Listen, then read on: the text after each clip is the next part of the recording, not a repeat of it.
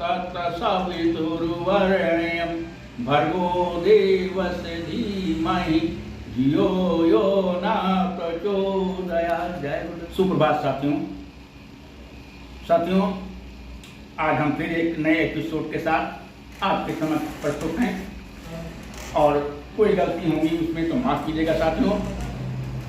आप हमारे सुप्रभात संपाद के पढ़ रहे हैं, देख रहे हैं और उसे पसंद कर रहे हैं साथियों। इसके लिए हम आपको बहुत बहुत धन्यवाद देते हैं, आभारी हैं साथियों। मित्रों, आज हम आपके पढ़ रहे हैं, देख रहे हैं और उसे पसंद कर रहे हैं साथियों। इसके लिए हम आपको बहुत बहुत धन्यवाद देते हैं, आभारी हैं साथियों।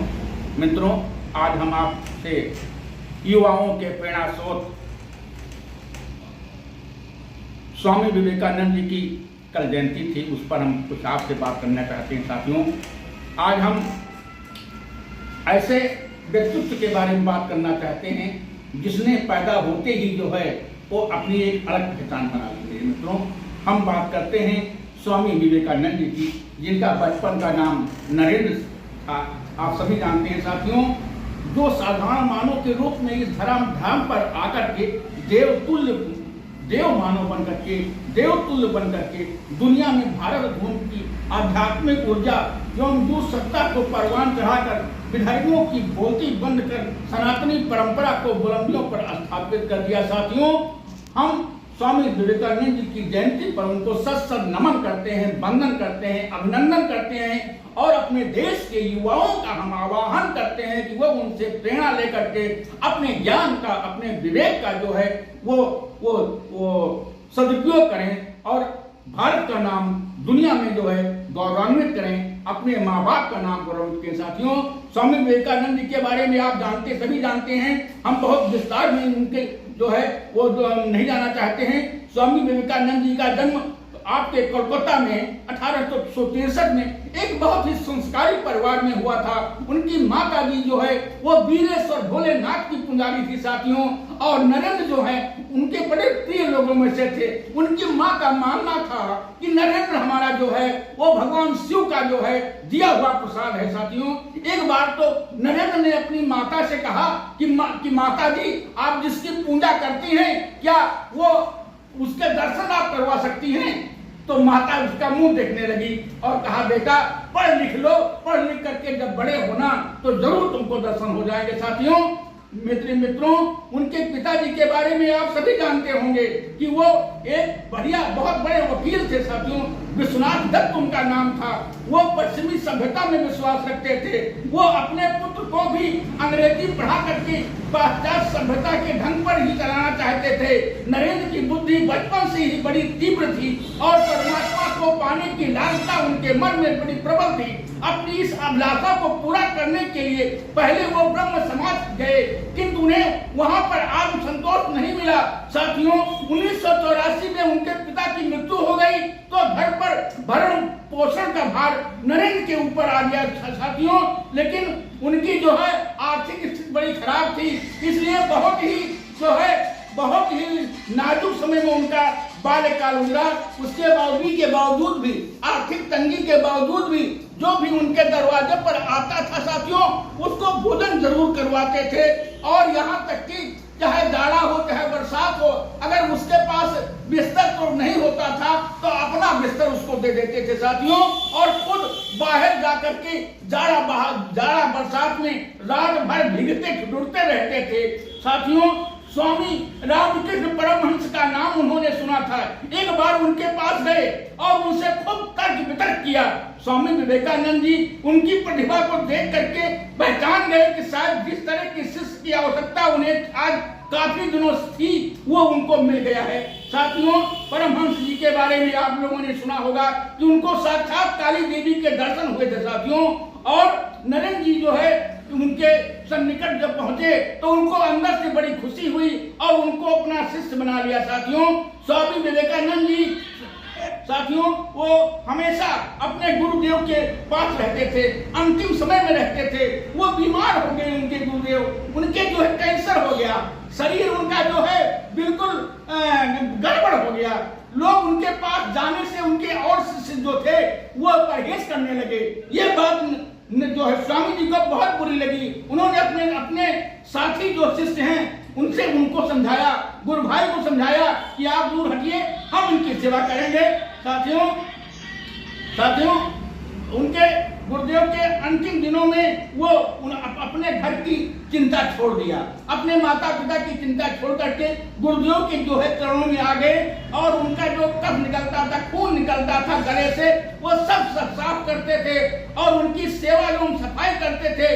साथियों गुरुदेव की ये स्थिति देख करके उनके जो है मन में बहुत ही जो है वो साथियों बहुत ही कष्ट होता था, क्योंकि गुरु दुखी में थे। साथियों गुरु ऐसी भक्ति और निष्ठा के प्रताप से वो अपने गुरु के आदर्शों की उत्तम सेवा कर स्वयं के अस्तित्व को गुरुदेव के स्वरूप में विलीन करने के लिए हमेशा जो है व्यग्र रहा करते थे। साथियों आप लोगों को याद होगा कि गुरु जो है स्वामी विवेकानंद जी जो है वो धीरे धीरे अपने गुरु के सानिध्य में रहते हुए एक समय ऐसा आया कि जब उनके गुरुदेव जो है उन इस संसार से चले गए। साथियों आपने सुना होगा कि एक बार शिकागो के अमेरिका में जो है एक बहुत बड़ा धर्म सम्मेलन हो रहा था। वहां पर भारत की तरफ से स्वामी जी को जाने का मौका मिला दोस्तों, और जब वहां पहुंचे तो उनका गेरुआ वस्त्र देख करके हमारी जो है वो अध्यात्म सनातनी जो है पहनावा व्यवस्था को देख करके लोग बहुत हंसी उड़ाए, बहुत मजाक उड़ाए और यहाँ तक कि उनको उस सम्मेलन में बोलने का मौका तक नहीं दिया।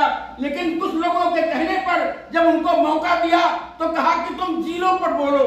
साथियों जीरो पर बोलो, ताकि लोग जानते थे जीरो पर कोई व्याख्यान हो ही नहीं सकता है। लेकिन स्वामी जी का जीरो पर दिया गया व्याख्यान आज दुनिया में अमर हो गया। साथियों अमर ही नहीं हो गया, उनके जो है इस व्याख्यान के बाद, जीरो पर व्याख्यान के बाद दुनिया भर के लोग आवाज रह गए, तालियों की गड़गड़ाहट से पूरा वातावरण जो है गुंजायमान हो गया। साथियों और गुरु जी जो है आपके स्वामी जी जो है साथियों वहीं पर जो है कुछ दिन तक रहे।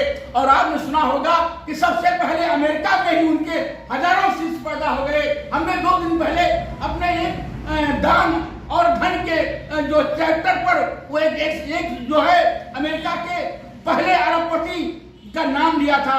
वो स्वामी जी की प्रेरणा से ही साथियों बीमारी अवस्था में उसने सारा अपना धन सब कुछ जो है एक फाउंडेशन को दे दिया, और फाउंडेशन के देने के बाद जो वो मरने वाला था, मृत्यु शैया पर पड़ा था, वो ठीक हो गया। साथियों स्वामी विवेकानंद जी युवाओं के प्रेरणा स्रोत थे।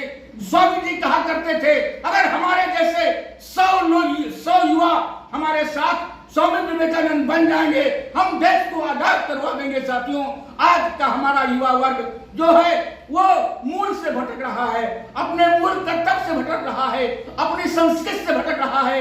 साथियों सनातनी व्यवस्था से भटक रहा है। साथियों आज का युवा जो है वो स्वामी विवेकानंद जी की प्रेरणा लेकर के अपने को सुधार कर सकता है। साथियों आज जो है युवा हमारा जो है वो बहुत ही दिग्भ्रमित है। आप सभी जानते हैं युवा हमारा पढ़ लिख करके जो है वो अपने ज्ञान विज्ञान का, अपने विवेक का दुरुपयोग कर रहा है। कोई आतंकी बन रहा है, कोई क्या बन रहा है, कोई क्या बन रहा है। स्वामी विवेकानंद बनने की कोशिश कोई नहीं कर रहा है। साथियों स्वामी विवेकानंद बनना होगा। भारत को, भारत माता की जो ये पावन धरा है, इसको फिर से विश्व गुरु बनाने के लिए स्वामी विवेकानंद के आदर्शों की आवश्यकता है। उनके आदर्शों का अनुसरण हमारे युवा वर्ग को करना पड़ेगा। अगर नहीं करेगा साथियों तो फिर बड़ी समस्या हो जाएगी। मेरे मित्रों हम अपने नौजवानों से कहना चाहते हैं कि ये टेलीविजन और मोबाइल देखना बंद करो और देखो तो अपने माता पिता को देखो, अपनी संस्कृति को देखो, अपनी सनातनी व्यवस्था को देखो, अपने ज्ञान विज्ञान को देखो। आप अपने गुरु का सम्मान करो, गुरु की सेवा करो। गुरु की सेवा करोगे तो तुम भी स्वामी विवेकानंद बन जाओगे। साथियों अगर कुछ बोलने में गलती हुई हो माफ कीजिएगा। साथियों स्वामी जी का जो है जीवन चरित्र अगर हम एक दिन नहीं कई दिनों तक व्याख्यान देते रहें तब भी पूरा नहीं हो सकता। साथियों बोलने में कुछ गलती हुई माफ कीजिएगा। साथियों आपसे अनुरोध है कि आप हमारी सुप्रभात संपादकीय को जरूर देखें साहब, पसंद करें और पसंद करने के साथ साथ उसको सब्सक्राइब करें। हमारी सदस्यता ग्रहण करें साथियों। इस बुढ़ापे में हमने कभी कुछ आपसे अपने लिए नहीं मांगा है, लेकिन इस बुढ़ापे में आपसे मांग रहे हैं साथियों। आपका लाड प्यार साथियों हमें मिलता है साथियों, जैसा कि शुरू से मिल रहा है। मैं 45 वर्षों से आपके क्षेत्र में, पत्रकारिता क्षेत्र में, आप सामाजिक क्षेत्र में काम कर रहा हूं साथियों। आपके लाड प्यार के बल पर कर रहा हूं साथियों। एक बार पुनः आपका सत